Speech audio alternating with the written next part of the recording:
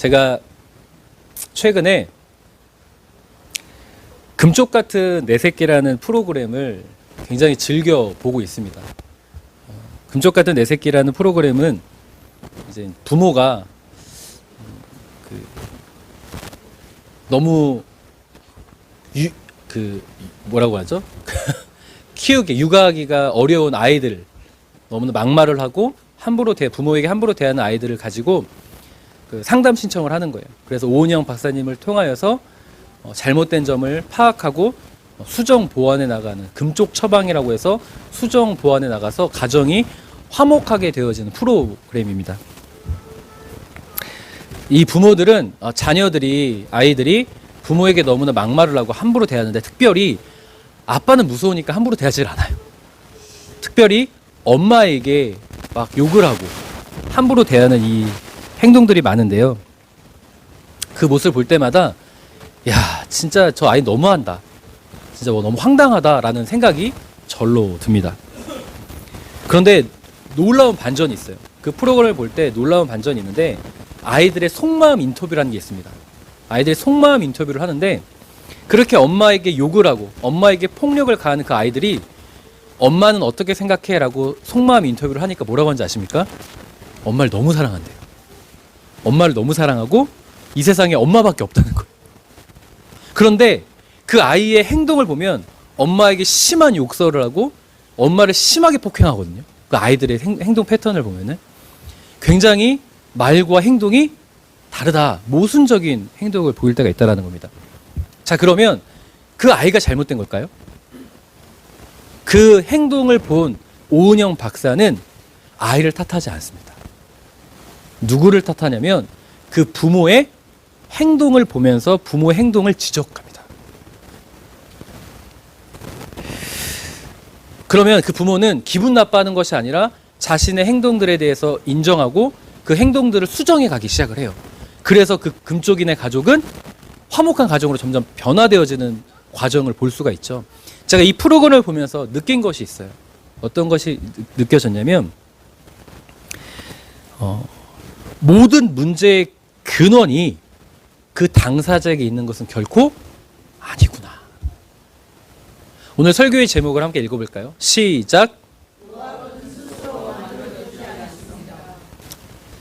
요압은 스스로 만들어지지 않는다. 저는 이 금쪽 같은 내 새끼라는 프로그램을 보면서 요압 장군이 많이 생각이 났습니다. 이 요압 장군은 누구냐면 다윗 나라의 2인자였습니다. 다윗 다음으로 버금가는 최고의 권력자가 요압 장군이었고, 다윗의 나라를 건설하는 데 있어서 가장 큰 공을 세운 사람이 누굽니까? 요압 장군이었습니다. 그런데 아이러니하게도 이렇게 충성스러운 요압 장군이 누구를 제일 힘들게 했을까요? 다윗을 제일 힘들게 한 사람입니다. 그런데 그래서 많은 학자들이나 또 이제 성경을 다윗 중심으로 성경을 읽다 보면 요압을 정죄하고 저 금쪽이가 잘못됐다, 요압이 잘못됐다고 볼 수 있지만, 성경을 다시 한번 잘 읽어보면 요압은 결코 스스로 만들어지지 않는다. 금쪽이도 부모 때문에 금쪽이가 그렇게 되었던 것처럼 스스로 만들어지지 않는다라는 결론을 낼 수 있다라는 거죠. 저는 오늘 요압이 스스로 만들어지지 않는다라는 이 관점을 가지고 우리가 가정 안에서, 또한 배우자끼리, 부모와 자녀 사이에 마지막 가정의 달, 마지막 설교를 통하여서 우리의 행동들을 좀 수정하고 보완해 나가기로 결단하는 은혜가 있기를 주님의 이름으로 간절히 부탁드립니다. 요압은 스스로 만들어지지 않는다. 그렇지만 요압은 누구보다 다윗을 힘들게 했다. 이 상황이 대체 어떤 상황이었는가? 오늘 본문의 말씀을 보면 재미난 표현이 등장을 하죠. 열왕기상 2장 6절 함께 읽겠습니다. 시작.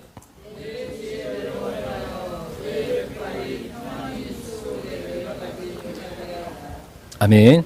이 열왕기상 2장은 누구의 유언이냐면 다윗의 유언입니다. 다윗이 솔로몬을 향한 유언인데요. 바르실레와 같은 마길과 같은 자를 축복해 줘라, 잘 섬겨라, 이런 축복의 유언도 있는 반면에 누구를 죽여라라고, 죽이라는 존재는 두 명이에요. 바로 요압과 시므이입니다. 이 열왕기상 2장의 유언을 보면 이해할 수 없는 말이 있어요. 요압을 죽이라는 거예요. 솔로몬에게 너가 반드시, 유언이 뭐예요? 내 소원이라는 거잖아요. 내 간절한 부탁이라는 거잖아요. 그 부탁이 뭐냐면 요압을 반드시 죽이라는 거예요. 근데 요압이 어떤 사람이라고 했어요? 다윗의 군대 장관과 동시에 다윗의 나라를 건설하는 데 있어서 가장 큰 공을 세운 사람이고 다윗을 가장 지지해줬던 사람이 요압입니다. 그런데 왜 요압을 죽이라고 했겠습니까? 요압이 어떤 사람인지를 잘 보여주는 사건이 사무엘하 3장에 등장을 합니다. 사무엘하 3장 26절 제가 읽겠습니다. 이에 요압이 다윗에게서 나와 전령들을 보내 아브넬을 쫓아가게 하였더니 시라 우물가에서 그를 데리고 돌아왔으나, 굉장히 재밌는 표현이죠. 다윗은 알지 못하였더라. 요압이 어떤 사람인지 잘 보여주는 장면이 26절이에요. 사무엘하 26절. 요압이 어떤 사람인지. 다윗이 알지 못하게 하는 행동들이 많았다는 거예요. 특별히 그 행동이 어떤 행동이었었냐면 아브넬을 죽인 사건입니다. 이 아브넬이 어떤 사람이었냐면 그 당시 다윗은 아직 통일왕국을 건설하지 못했어요. 우리가 예전에 제가 1월 달에 설교할 때 다윗이 통일왕국이 되었던 장이 사무엘하 5장 아니었습니까? 사무엘하 3장은 아직 다윗이 통일왕국을 건설하기 전이었습니다. 그렇다면 북이스라엘은 누구의 세력으로 똘똘 뭉쳐 있었냐면 사울왕이 죽었지만 사울왕 가문의 세력으로 똘똘 뭉쳐 있었어요. 북이스라엘의 왕은 그 당시에 이스보셋 왕이었고 이스보셋 다음으로 버금가는 2인자가 아브넬이었습니다. 사실 이스보셋이 왕이었지만 실질적인 권력자는 아브넬이었어요. 이스보셋 왕은 바지사장이었습니다. 이 아브넬이 실질적인 모든 권력을 쥐고 있었는데 이스보셋이 너무 말을 안 듣는 거예요. 너무 화가 나서 아브넬이 다윗을 찾아와서 망명 신청을 합니다. 그리고 이 북이스라엘을 다윗에게 갖다 바치겠다라고 이야기를 해요. 다윗은 아브넬을 위해서 잔치를 베풀어 주고 돌려보냅니다. 근데 이 소식을 누가 들었을까요? 요압이 듣게 됩니다. 요압이 듣고 쫓아가요. 아브넬을 쫓아가게 해요. 사람들을 시켜가지고. 그리고 그를 데리고 돌아와서 죽입니다.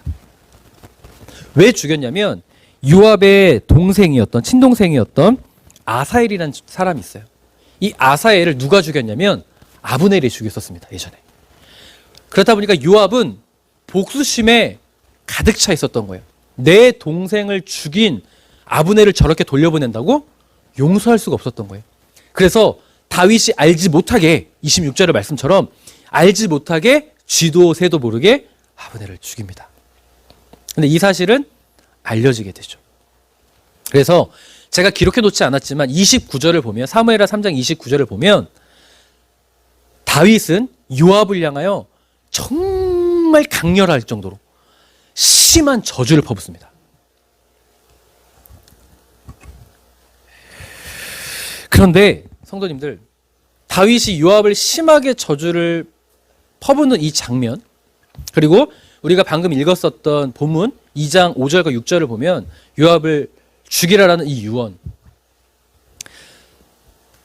어떻게 보면은 이렇게 다윗을 알지 못하게 하는 이 행동들 때문에 다윗이 그런 것 같아요. 그죠? 그런데 좀 생각을 해보면 이 행동 때문에 다윗이 결코 죽였다고 볼 수는 없습니다. 왜냐하면 요압과 다윗의 관계는요, 아브넬과의 관계와 달라요. 요압은 다윗의 누나의 아들입니다. 다윗 누나의 아들이에요. 누이의 아들이에요. 그럼 다시 이야기해서 다윗과 요압은 혈연 관계입니다. 아브넬은요, 다윗과 아브넬은 남이에요, 남. 그러면 그 복수심에 대해서 혈연 관계니까 이해해 줄 법하지 않겠습니까? 그런데 왜 이렇게 요압을 저주하고 죽이라고 명했냐면 27절 전반절 함께 읽죠. 시작.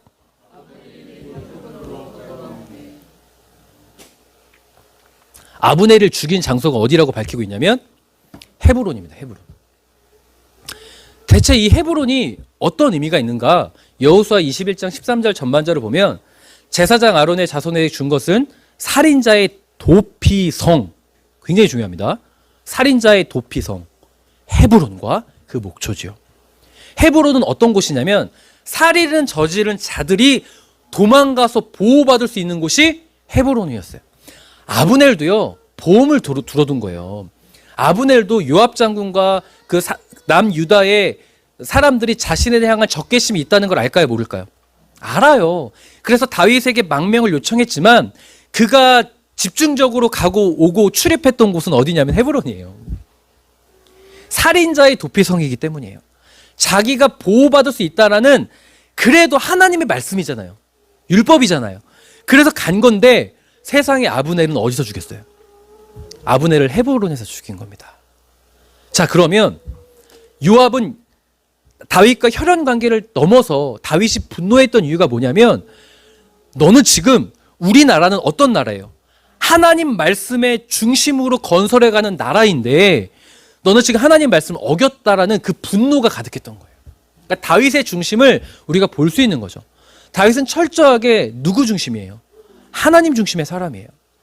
그래서 그가 도피성의 말씀을 어긴 것에 대해서 분노했습니다.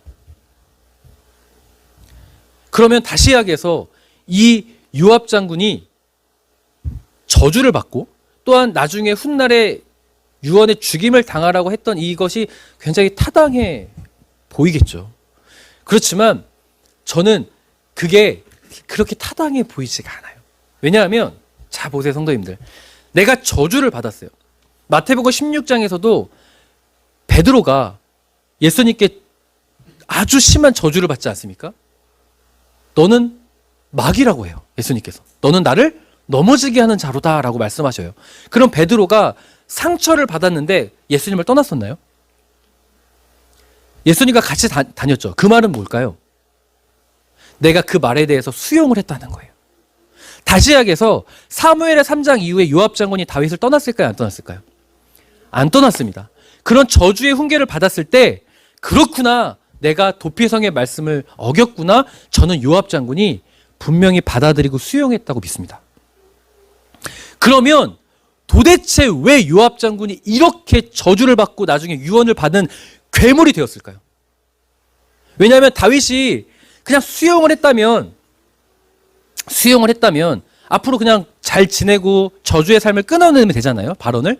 근데 훗날 열왕기상 2장에 유언에서 저를 꼭 죽여야 된다고 말할 정도라면 요압은 다윗을 가장 힘들게 하고 사무엘하 3장 26절 말씀처럼 다윗이 알지 못하는 권력들을 남용했던 거예요.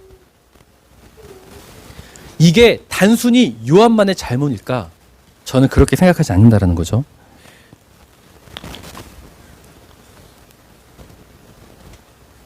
저는 근원적인 물음을 던지고 싶습니다.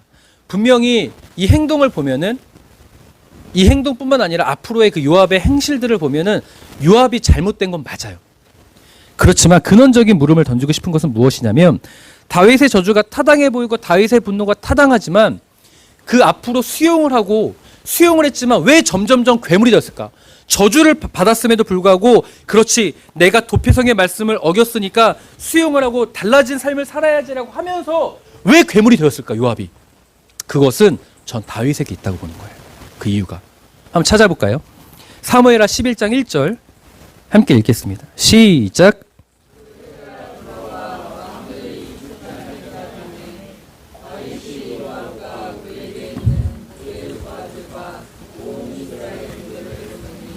그들이 암몬 자손을 멸하고 랍바를 에워쌌고 다윗은 예루살렘에 그대로 있더라.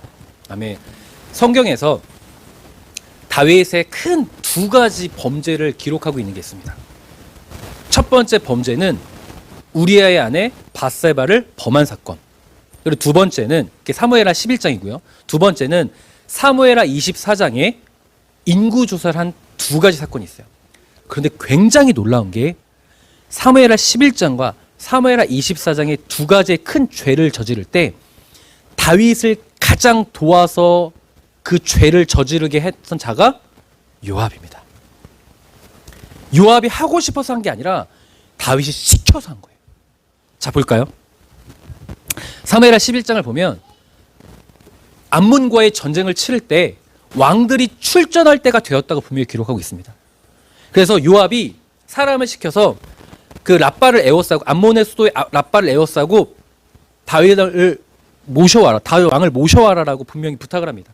제가 예전에 한번 설교한 적이 있어요. 고대 근동의 시대에는 왕의 역할이 분명하다. 왕의 역할은 전쟁을 해야 됩니다. 그래야 리더십이 생기고 권위가 생겨요. 그 권위를 세워주기 위한 요압의 충심입니다. 충심. 요압이 자기가 전쟁을 다 치르고 다윗이 깃발만 꽂을 수 있도록 모셔오라고 했어요. 그런데 다윗이 뭐라고 합니까? 요압만 보내요. 그리고 그는 예루살렘에 남았습니다. 예루살렘에 남아서 무슨 짓을 저지릅니까? 어느 날 문득 창밖을 보았더니 한 여인이 아름답습니다. 달빛에 비친 여인이 아름답습니다. 그 여인이 누구였어요? 밧세바였어요. 그 여인을 취하죠. 다윗이 얼마나 치졸했는지 사무엘하 11장에 잘 기록되어 있죠. 단순히 취했습니까? 굉장히 재미난 독특한 표현이 등장을 하는데 우리 그 밧세바를 수식할 때 그 여인이 그 생리가 끝난 지 일주일이라는 표현이 나와요. 그 의도적으로 밝히는 거예요. 그게 뭐냐면 임신할 수 있는 기간이었다는 거예요. 실제로 아이를 갖죠. 다윗이 그것을 들키지 않기 위해서 어떻게 합니까? 우리아를 죽이기 전에 우리아를 불러들여서 너가 혁혁한 공을 세웠으니 오늘 가서 아내와 동침을 하고 쉬라고 하죠. 근데 다윗은, 이거 제가 예전 설교했던 거니까 복습을 해보는 거예요. 다윗은 그렇게 가야 될 출전할 곳에 가지 않고 예루살렘에 남았는데 우리아는 전쟁터에 남아있는 형제들이 싸우던데 나만 즐길 수 없다. 나는 그런 평안함을 누릴 수 없다고 해서 어떡합니까? 성문 곁에 앉아서 보초를 쓰지 않습니까? 다윗이 또다시 우리아를 불러서 아니야 너 빨리 가서 아내랑 쉬어라고 하는데 또다시 어떻게 합니까? 우리아는 보초를 쓰죠. 우리아는 자기가 있어야 될 자리를 명확히 알고 반대로 다윗은 자기가 있어야 될 자리를 깨닫지 못했다는 예전에 제가 이 설교를 한 적이 있어요. 기억을 하실 거예요. 그러니까 다윗이 애가 타는 거예요. 누명 씌우려고, 덮어 씌우려고 했거든요. 너가 동침에서 생긴 아이라 이렇게 하려고 했는데 안 되니까 어떤 방법을 쓰냐면 우리아에게 편지를 보내줍니다. 편지를 붙여줘요. 이걸 그 당시 고대 근동은요, 왕의 편지를 사람이 봉인할 수 없습니다. 어명이에요. 요압 장군에게 갖다 주라고 편지를 쓰는데 그 편지의 내용이 뭔지 아십니까? 요압아, 내가 지금 고민이 있다. 내가 밧세바를 취했는데 그게 우리아의 아내야. 그 우리아를 암몬과 최전선에 보내서 죽게 만들어라는 편지였어요. 요압이 그 편지를 받아들고 어떻게 했을까요? 요압이 그 편지를 받았어요. 그 편지를 누가 갖고 왔어요? 우리아가 갖고 왔어요. 그 편지를 받은 요압이 어떻게 합니까? 딱 덮어요. 편지를 덮고 우리아를 최전선에 보내서 죽게 만듭니다. 다윗이 자신의 죄를 덮기 위해서 누구에게 부탁을 해요? 요압에게 부탁해요. 자, 뿐만 아닙니다. 사무엘하 24장 3절 함께 읽죠. 시작. 그러나 요압은 이렇게 대답하였다. 왕의 하나님 여호와께서 이 백성의 수를 지금보다 100배나 더 많게 하시고 또 왕이 그날까지 사시기를 바랍니다. 그런데 왕은 어째서 이런 일을 하려고 하십니까? 아멘. 인구조사를 하려고 하니까 요압이 뜯어말립니다. 왕이시여, 이거는 하나님께서 원하시는 일이 아닙니다. 그런데 다윗이 괜찮다라고 하고 인구조사의 총책임자로 누구를 삼죠? 요압을 삼습니다. 요압은 말렸어요. 그런데 다윗은 요압을 그 죄의 구렁텅이로 넘겨뜨린 거예요. 성도님들, 자, 우리는 다윗을 어떻게 알죠? 성도님들이 생각한 다윗을 말씀해 보십시오. 다윗, 어떤 사람입니까? 믿음이 강한 사람, 하나님을 신뢰하는 사람, 또요. 어떤 상황에 하나님을 찾는 사람. 성경적인 표현이 등장하지 않는군요. 성경에 하나님께서 다윗을 이렇게 표현하죠. 하나님 마음에 90% 정답을 가르쳐드리고 말씀드렸습니다. 다윗이 어떤 사람 같습니까? 나에게 다윗은 어떻게 보입니까? 네?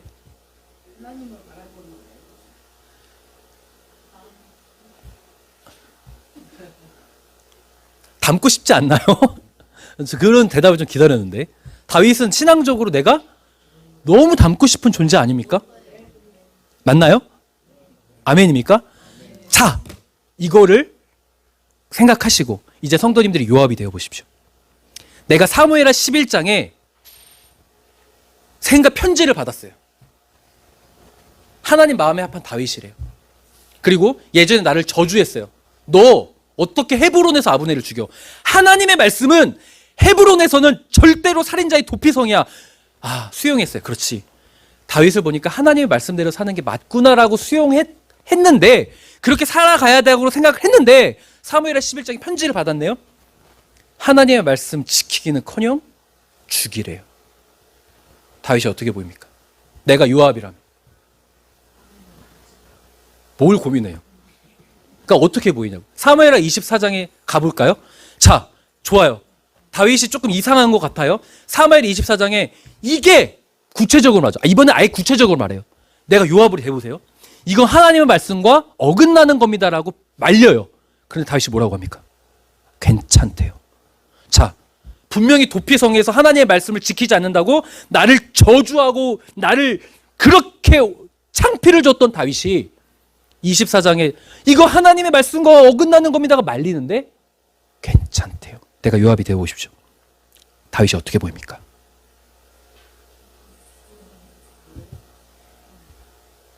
왜 목소리가 작아지세요?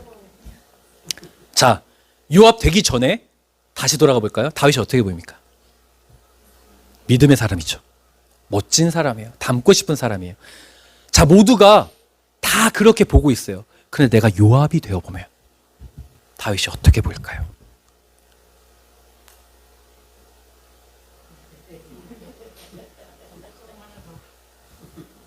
저는 요압 입장에서 다윗이 이렇게 보일 것 같아요. 위선자. 완벽한 위선자.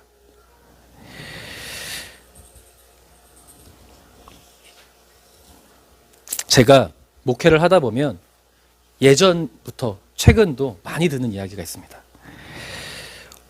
이런 이야기를 들어요. 목사님, 제 아내는요, 제 남편은요, 교회에서는 천사예요. 집에만 오면 마귀예요.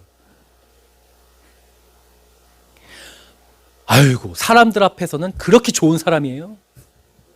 그런데 나한테만 왼수입니다. 그 말이 뭔지 아십니까? 위선자라는 거예요. 주변 사람들은 와, 내 아내나 남편과 보면서 믿음의 사람이라고 막 칭찬해줘요. 근데 나는 같이 살아봐. 믿음의 사람, 무슨 믿음의 사람, 위선자지라고 나는 말해요. 요압은요, 다윗을 그렇게 봤다고 저는 생각합니다. 다시약에서 금쪽 같은 내 새끼를 좀 비유를 들어볼까요? 그 아이가 왜 그런 괴물이 됐을까라고 할 때 재미난 표현이 있었습니다. 아이와 엄마가 다퉈요. 아이가 막 엄마한테 입에도 담지 못할 욕설을 하고 폭력을 가합니다. 엄마가 화가 나서 말해요. 너 어떻게 엄마한테 이럴 수 있어? 어떻게 이럴 수 있어? 그 금쪽이가 어린아이가 뭐라고 하는지 아십니까? 딱 두 글자 얘기하더라고요. 지는. 이 말은 뭐냐면 엄마도 나한테 그렇게 한다는 거예요. 아이의 눈에는 엄마는 위선자인 거예요. 본인이 나한테 비난과 정죄를 퍼부으면서 나는 왜 하면 안 되지? 나는 힘이 없다고 이렇게 대우를 받아야 되는가라고 하소연하는 거예요. 그런 괴물이 만들어진 것은 그 자신 스스로의 문제가 아니라 어쩌면 요압은 다윗 때문에 만들어졌다고 저는 생각합니다. 다윗의 이중적인 태도를 옆에서 지켜본 사람은 그 요압은 하나님을 정말 신뢰할 수 있었겠습니까? 다윗이 그렇게 모든 사람한테 믿음의 사람이라고 하는데 내가 옆에서 지켜보니까 저게 믿음의 사람이라고? 저렇게 사는 게 믿음이라고? 과연 저게 믿음이라고 말할 수 있었겠습니까? 다윗이 이중적으로 보이고 위선이라고 말하지 않겠습니까? 요압은 사무엘하 3장 26절에 자신의 그렇게 행동을 했고, 그렇지만 29절에 저주를 받으면서 저는 분명히 수행했다고 믿습니다. 그렇기 때문에 온갖 고된 그 전쟁과 그 목숨을 거는 일에 함께했던 자였어요. 그렇지만 그가 옆에서 지켜보면서 다윗은 요압이 넌 왜 괴물이 되냐? 넌 왜 점점 괴물이 되냐고 말할 수 있지만 요압은 점점 지켜보면서 다윗을 보면서 위선자라고 지켜보면서 이게 무슨 믿음이라고 실망했다고 좀 믿습니다.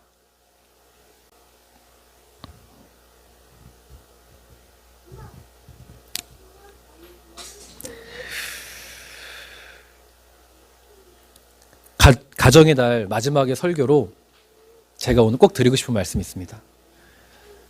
부모를 공경하라 설교했고요. 첫 번째 어린이 주일 설교 기억하십니까? 마리아처럼 내 아들이 아닌 하나님의 자녀로 인정하고 올려드리자. 그러면 예수님께서 멋진 고백하시죠. 십자가의 그 의미를 깨닫는 순간 내 어머니요, 나는 당신의 사랑하는 아들입니다 고백하지 않습니까? 그런 결단을 하고 부모를 공경하는 것이 얼마나 중요한지 나눠서 공경하고 그런 은혜들을 나눴어요. 그런데요, 성도님들, 그것이 위선자가 되면 아무 소용이 없습니다. 부모를 공경해야 된다는 말은 하면서 행동이 전혀 다르게 하면 아무 의미가 없어요. 내가 하나님의 자녀로 내 자녀를 키우겠다 하지만 하나님의 자녀를 키우지 않고 아무 상관없이 하면, 위선을 하면 아무 의미 없어요. 가정의 달 마지막 날 저는 성도님들에게 우리가 요압을 만들지 않길 원한다는 은혜를 나누고 싶습니다. 요압을 탓하기보다 배우자끼리 또 당신은 요압이야. 솔직히 그렇잖아요. 막 실망되고 어떻게 이럴 수 있어? 그럴 때 내가 다윗의 입장에서 요압을 만들어내고 있다고 한번 점검해 볼 수 있었으면 좋겠어요.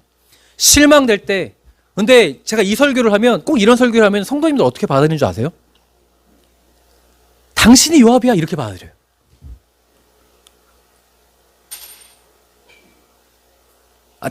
뿐만 아니라 요압뿐만 아니라 당신이 다윗이라고 만들어요. 꼭 잘못된 것, 나는 괜찮고 당신이 잘못된 거라고 받아들여요. 제가 드리고 싶은 말씀의 요지는 뭐냐면, 나는 괜찮다고 하면서 당신이 요압이라고 정죄하는 다윗의 태도를 돌아보라는 겁니다. 다윗은 사무엘하 11장에 그런 죄를 저지르면서 괜찮아하고, 사무엘하 24장에 하나님의 말씀 지키지도 않으면서 괜찮아하면서 요압을 저주하고 정죄하는 태도를 취하지 않았습니까? 그런 위선자의 모습이 나에게 있음을 정말 겸손히 인정할 수 있는 가정의 달 마지막 날이 되었으면 좋겠어요. 그래서 내 배우자나 내 자녀가 요압과 같은 모습이라면 요압을 저주하는 다윗, 열왕기상 2장 그 저주의 표현을 하는 다윗에서 나를 돌아보는 다윗이 되는 가정의 달 마지막 주일이 되었으면 좋겠습니다. 그래서 성도님들, 내 자녀나 내 배우자가 정말로 잘 되길 기대하지 않습니까? 요압과 같은 괴물이 되지 않기를 원하지 않습니까? 그러면 성도님들, 나를 돌아보는, 먼저 나부터 점검하는, 나의 위선이 무엇인지를 먼저, 상대가 위선자라고 말하기 전에 나의 위선이 무엇인지를 도피성애를 가지고 정죄하고 비난하면서 나부터 지키지 않았던 그 하나님의 말씀을 돌아볼 수 있는 우리가 되었으면 참으로 좋겠습니다. 나부터 하나님의 자녀답게 나부터 절제하고 사랑하는 그 하나님의 자녀의 모습으로 돌아가기로 결단하는 우리가 되길 주님의 이름으로 간절히 부탁드립니다. 기도하겠습니다.